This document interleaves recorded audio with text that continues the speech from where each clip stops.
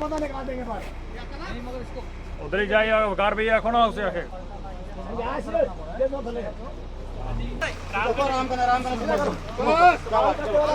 एक मिनट शीर भाई कहाँ गए इजाजत है हाँ हाँ चलो